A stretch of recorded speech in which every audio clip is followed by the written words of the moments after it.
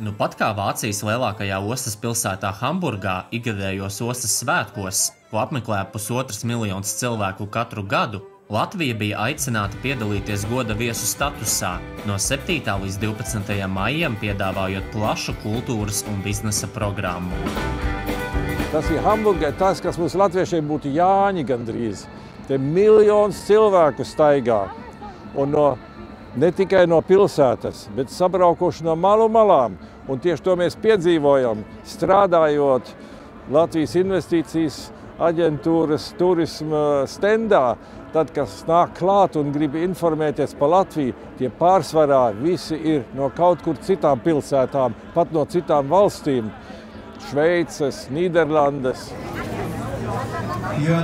Latvijas dienas Vācijā organizēja Latvijas investīciju un attīstības aģentūra sadarbībā ar Latvijas vēstniecību Vācijā. Taču nozīmīgs atbalsts bija latviešu diaspora Vācijā, gan piedaloties koncertos, gan palīdzot organizatoriskos darbos.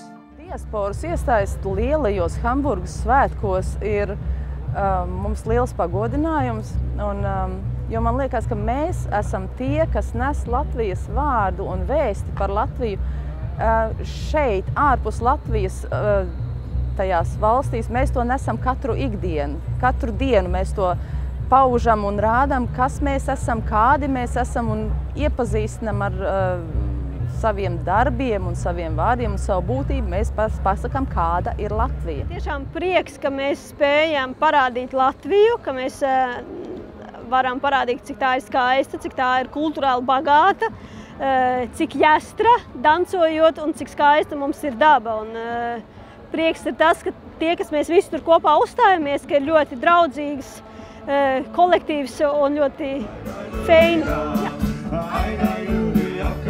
4 dienas varēja baudīt latviešu mūziku, dejas, mieloties ar latviešu ēdieniem un iepazīties ar Latvijā ražotām precēm. Apmeklētāji ļoti labprāt iesaistījās arī paši, gan lieli, gan mazi. Mēs vienmēr koncentrējamies uz lielajiem, bet šoreiz padomāts par bērniem.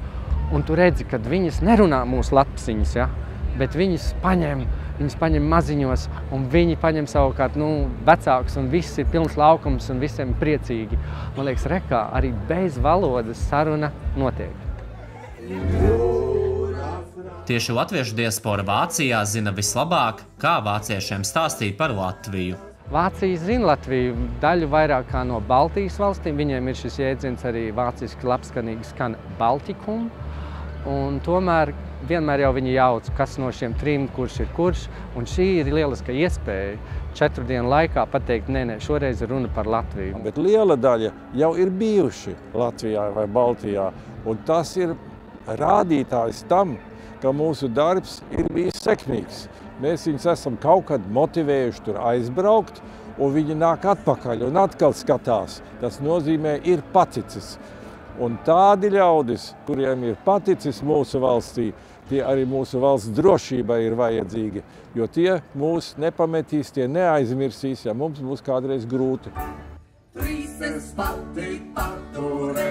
Viena no galvenajām ostas svētku tēmām bija būvēt tiltus, un Latvijai tas izdevās teicami.